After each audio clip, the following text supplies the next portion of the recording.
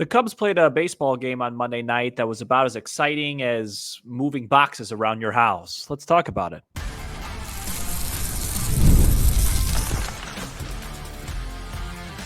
You are Locked On Cubs, your daily Chicago Cubs podcast, part of the Locked On Podcast Network, your team every day. You are Locked On Cubs, part of the Locked On Podcast Network, your team every day. I'm Sam Olber. I'm a lifelong fan, taking my passion into a discussion with you on all things Cubs. Thank you for being part of the show and making Locked On Cubs your first listen today. And the best way you can help us grow the show is to listen every day, like the video, and comment anything below.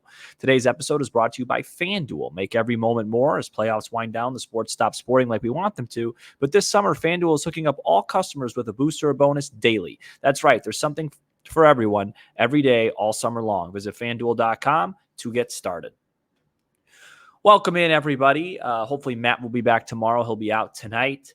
As the Chicago Cubs got shut out for the fourth time since the All-Star break. I believe they got shut out against Arizona, Milwaukee, Kansas City, and now they got shut out on Monday night against Festa and the Twins.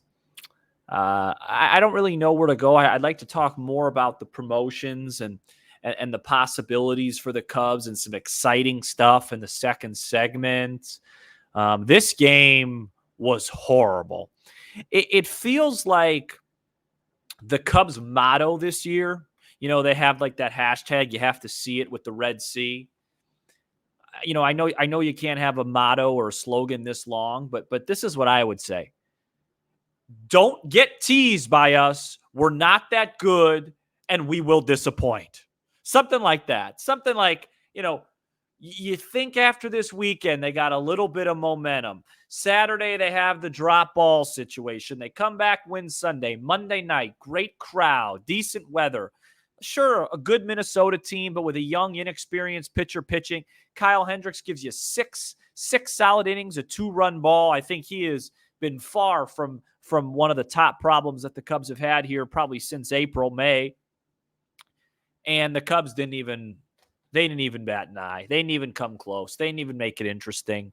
It started before the game. Seiya Suzuki, he was out of the lineup, and he had some neck stiffness, whatever it is. Obviously, he's hurt, but he's the best hitter on the team. And when he misses, you're going to feel it. And those injuries or those missed games, they hurt. Who knows? Maybe he was supposed to be the guy today to hit a 2-run homer and a solo homer, and you win. That still wouldn't have been enough. They lost 3-0. I keep thinking it was 2-0, but it was 3. But you know what I mean. That hurt. That put him behind the 8 ball before the game started. You go through the lineup today. Ian Happ led off. He had a double in this game, went 1 for 4, but he hasn't looked good at all in the second half.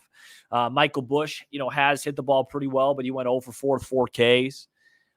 Espinal Paredes, we're going to talk about him in just a second. He did a lot of nothing today. Bellinger's cooled off. You have Tauchman in the 5th hole. You need Seiya in there. You just need him. And, hopefully he can get back on Tuesday. Obviously, he's injured. It looked like he injured himself on Saturday. I think I might have mentioned it on the show yesterday, but he dove for a ball on Saturday, and I have no idea if that's what it was. They didn't say that. I'm just speculating. And it looked like he tweaked something and had to miss today. But, other guys also could step up, and they didn't really come close to doing so. Like I said, Kyle Hendricks threw the ball really well tonight. 6 innings, 2 runs. The 2 runs came off of really just a mistake, walking their leadoff guy, Castro, who was then able to get first to third on a single. And then he gave up a pretty cheap solo homer to Margot. But I thought Kyle Hendricks was really good today. Final line, 6 innings, 5 hits, 2 earned, 5 Ks. Javier Lopez continues to do really good work in a Cub uniform. And then Nate Pearson gave up another run. Kind of a weird play there in the 9th. I thought Dansby, if he, I don't want to say a brain cramp, but, when you're down 2 runs and a ball's hit hard at you at shortstop, 1st and 3rd, no out, and you have a pretty slow-footed guy at 3rd, just get the out at home. The double play, trading the 2 outs for a run doesn't help you when you're down 2-0 in the 9th inning. But all that stuff's a moot point. The offense continues to prove to us that they're just not good enough. And when you look at it big picture, because that's what you have to do right now. You start to get nervous because you traded Espinal Paredes for Christopher Morel. And I know it's very early days for Espinal Paredes in a Cub uniform, but, and I like the trade because in an apples-to-apples fashion, I just think he's a better player than Morel. But he just seems like another one of these Jed Hoyer guys that are going to hit 240 with a good on base, a decent slug, and the back of their baseball card and their OPS and all that stuff may look good at the end of the year, but are they good consistently? Because I got to tell you, my biggest concern with the Paredes deal was simple. The month of July, he batted 130. You can't have that. You can't have a month where you're that bad. In April, he was a 315 hitter with an OPS over 9. In May, he was a 299 hitter with an OPS over 9. In June, he went down to 237. July, he went down to 130-something. Now in August, he's hitting 120-something. Is this who he is? Is he reverting back to the norm? I mean, this is a really, for a guy that's supposed to be a solid, we were sold on Paredes as a guy that's just kind of different than Morel, right? He's not going to be super hot and cold. He's just going to be solid. Well, he's been really, really bad for now a month plus. Now, not a lot of that's been in the Cub uniform, and he's got plenty of time to turn it around. And realistically, you just want him to perform next year, but that's concerning. It's concerning the way he's hit, since July 1st. That's not a normal stretch. That's not just a slump. We've talked about it now. Once you get at, over a month of hitting like 130, there's an issue there. So hopefully, hopefully he could turn it around soon, because I think he's pressing a little bit as well. Combined being in a slump in July and then being with a new team, that could be difficult. Even though he came up with the Cubs, but this is it, guys. This is why aren't the Cubs 6, 7, 8 games better? Because this happens too much. They don't score enough runs consistently. I saw a stat today. They're 40-7. When they score 5 or more runs this year. 40-7. They don't score 5 runs enough. They don't score 4 runs enough. Today they scored no runs. Disappointing. It doesn't get any easier too. This was the easiest pitching matchup. Lopez goes tomorrow. He's a good pitcher that hasn't had a great year. And then Joe Ryan, has a similar repertoire as Festa did tonight. And he's a tough pitcher. So, it'll be interesting to see on Tuesday and Wednesday if they could bounce back, because, typically how this season's gone is one of these performances stems into another one and another one and another one. So, at least they could have a test to see, all right, we were hitting the ball pretty well. We were scoring runs consistently, there for about 5, 6 straight games. Now we hit a 0. Every team's going to do that. Let's see if they can bounce back on Tuesday night. And I think having Seiya in the lineup will go a long way towards doing that. But, just a general disappointing effort. These games too, like as a fan, right? Like, I didn't think that I would be here August 5th and excited to watch a Cub game, but I was Monday. I woke up, had a really busy day. You start looking at the clock once it hits about 3, 4 o'clock, you start thinking, all right, we're within a few hours to first pitch. And, you get excited. I got a nice meal. I was ready to go. And then you just knew 6, 9 outs into this game for the Cubs that this was just going to be one of those nights. It was weird because I'm thinking to myself, it was like the 4th or 5th inning. I'm like, it's 1-0, Sam. Come on. Like, they just came back from 2-0 yesterday, but it never felt like one of those games that they were in it. And I went into yesterday's show going into today. I was like, hey, maybe there'll be a lot of homers today because Hendricks, gives up homers and Fest is a fly ball pitcher. But then I woke up Monday, I looked at the over-under from FanDuel, and it was, I think it was like, it closed at 7.5. So, you knew the wind was blowing in. You knew it was going to be a pitcher's duel. 7.5 in August at Wrigley's a low number. And it lived up to it and easily covered the under. So disappointing night for the Cubs. A lot more of the same, just not good enough offensively. I think the Cubs had a leadoff hitter reach base once in this game, and I think they had a guy reach second base 3 times, all of which came with 2 outs. I don't recall any ball really hit well to the outfield in this game. Not a lot to be excited about. However, there is something to be excited about at the AAA and minor league level, and we're going to talk about that next. This episode is brought to you by Supply House. Get supplies from the site that's made for the skilled trades, supplyhouse.com. Supplyhouse.com is the reliable way to order plumbing, HVAC, and electrical products online. Their easy-to-use website is packed with the helpful resources and the latest product info to help you get the job done right. Shop a complete inventory of over 200,000 parts from over 400 top brands and get your order delivered right to your door with fast shipping and from coast to coast. Need help with an order? Get expert support and industry-leading service from the friendliest folks in the business and talk to a real person every time. Pros in the skilled trades can get a competitive edge by joining supplyhouse.com. It's a free TradeMaster program. Every TradeMaster gets access to dedicated phone line, free shipping, and discounts on every order. Join the thousands of trade props already benefiting from their free membership at supplyhouse.com and order plumbing, HVAC, and electrical supplies from anywhere with just a few clicks. That's supplyhouse.com. The Cubs, hopefully, will have a better result. They play the Twins on Tuesday at 7:05 Central, and you can hear every pitch of the Cubs' hometown broadcast on SiriusXM by searching Cubs on the SXM app. We are back here on Locked On Cubs, and despite a bad effort on Monday night, the Cubs received really good news late Sunday, right around the 7th or 8th inning of that game that we decided to talk about for tonight's show. And that was that not just Matt Shaw, but Kevin Alcantara and James Triantos, all three of those guys are going to get called up to AAA Iowa. I've said on this show now a couple of times, Matt Shaw felt extremely, extremely overdue. I think he was ready for a call about 3-4 weeks ago. He's the guy that you look at and say to yourself, you know, if there is a blue chipper, if there is a guy in this system that you feel like might be a star offensively and might turn into something, to me, that's the guy.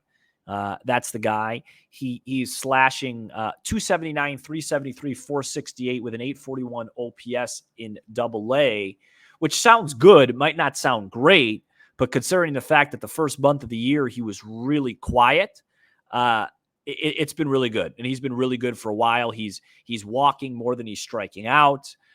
He's doing a lot of things that tell you he is more than ready for a promotion. James Triantos also got the call. James Triantos is a really interesting hitter. He's a guy that I like because you just don't see many guys like this in baseball anymore. Think about what we all want Nico Horner to be. That's kind of what we're hoping with James Triantos. He's hitting 300 this year in AA. Here's the big number, though. He's only struck out 38 times in 391 plate appearances. His OPS and slug aren't going to wow you. He's not a big home run guy. He's slashing 300, 345, 437. But as we always hear me say about Nico, you know, you don't have to be a home run guy. Don't be something you're not. There's nothing wrong with putting the ball in play regularly and spraying the ball all over the diamond. You want to know how many 300 hitters the Cubs have? 0. That's the answer. They have 0. And I know you could sit here. I don't want to make this an old school, new school comment, but I do believe batting average matters a lot. I do. I still believe RBIs matter a lot. And I want guys on this team that can get base hits when they need to get base hits. And this is a guy I'm excited about. He's a good defensive player. And I think that, you know, obviously the upside for Matt Shaw is far higher than James Triantos because Matt Shaw has the on-base skills, the slug, the power. You know, James Triantos is a really interesting guy. And, you know, his profile, think Mason Wynn a little bit on the Cardinals if you want to comp. Maybe not as much power as Wynn has. But, you know, that type of hitter, you know, teams need those hitters. And then last but not least, Kevin Alcantara. He's had an interesting year. Really, really slow start, kind of like Shaw, but he's turned it on. He's hitting 272, 342, 409. You know, with him, he's supposed to be more of a power guy than that. If he can get the power up, the average is in a good place. And it's just going to be really fun. It's going to be really fun to monitor those guys. I mean, on our show, I think pretty much daily, we're going to be looking at the AAA box scores and reporting that and talking about those guys. I'll say it. I do think that there's an element to promoting all these guys at once for offseason trades, because I don't think there's room for all three of these guys on the roster unless they really start to hit. I don't think Matt Shaw's getting dealt. We'll see about Triantos and Alcantara, but, when you're negotiating deals in the offseason, it's nice to be able to tell teams, hey, and he had a month at AAA and he hit 280 and 290 and he OPS'd 850 and, all those things. Because at the end of the day, I think we all feel that for the Cubs to really take a next step, I said it on the show. I think I said it on the show yesterday. Maybe I didn't. I feel like the Cubs are a closer away from being a playoff team. And I think they're a closer and a star bat away from being a real contender. And in order to do those things, they're going to have to make some trades. And when you have to make some trades, you have to give up something to get something.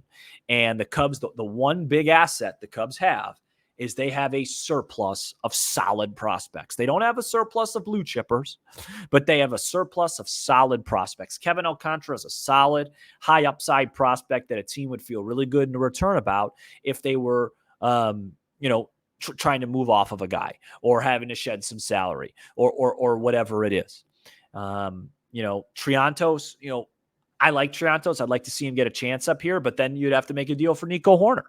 You'd have to do some things. So, Jed's going to have his work cut out for him this offseason, making trades and finding room for these guys, because I think Matt Shaw is going to crush it in AAA. I think, he might have a little bit of an adjustment period.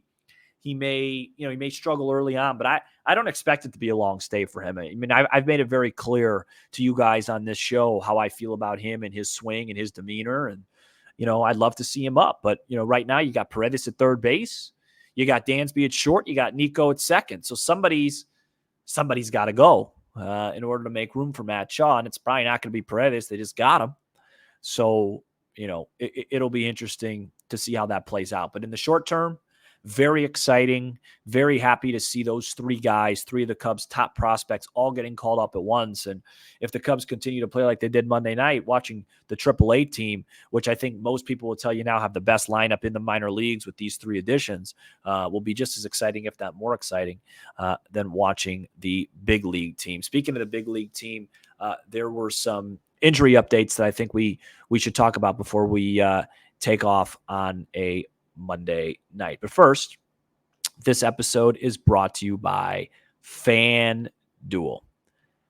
I love sports, admittedly so. I'll be watching the Team USA Olympics against Brazil tomorrow at about 2:30. I never want sports to stop. But with no basketball, baseball now in the dog days of August, we get fewer games and the sports aren't sportsing like I want them to. But FanDuel lets me keep up the sports going whenever I want. All I have to do is open the app and dream up bets anytime I'm in the mood. And this summer, FanDuel is hooking up all customers with a booster or bonus daily. That could really help with the Olympics. I'm interested to see what the men's team's favored by. Brazil's not very good. I would say it's probably like minus 25, 26. I usually stay away from those. But FanDuel always has it for you. There's something for everyone every day. So head over to FanDuel.com/lockedon and start making the most of your summer. FanDuel, America's #1 sports book.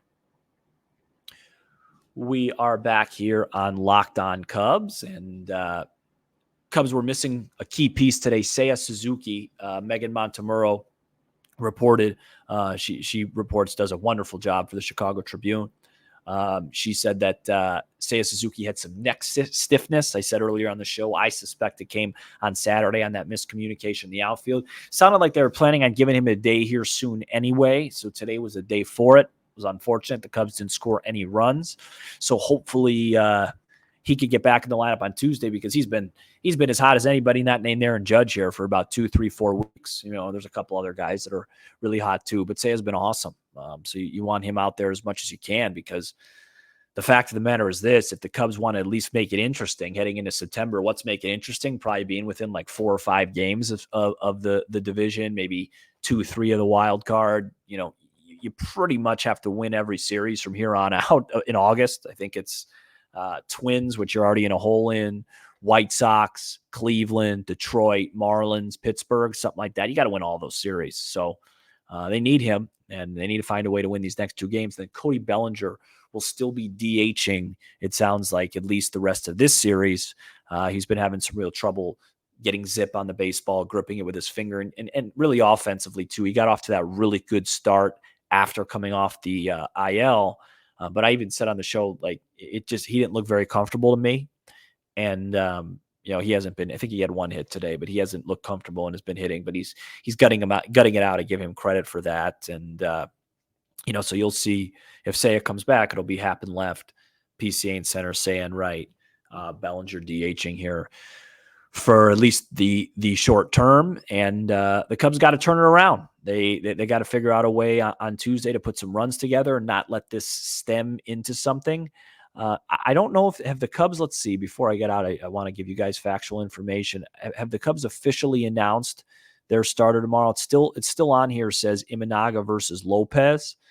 So I'm assuming that's what it is. I didn't know if they were going to be, cautious, and give Imanaga an extra day. It'll be interesting. A little intimidated about that matchup just because, the Twins haven't seen Imanaga yet, which is good, but, the Twins are pretty good against left-handers. I know that.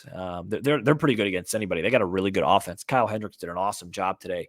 Hopefully Imanaga will have similar conditions to today. I think it's supposed to be cool tomorrow, so I think the wind will be blowing in again so he could give up those fly balls and they stay in the park. And, feels like if the Cubs could get to 4 runs tomorrow, you'd like their chances, but they're going to have a much better effort than they had on Monday night, a much better competitiveness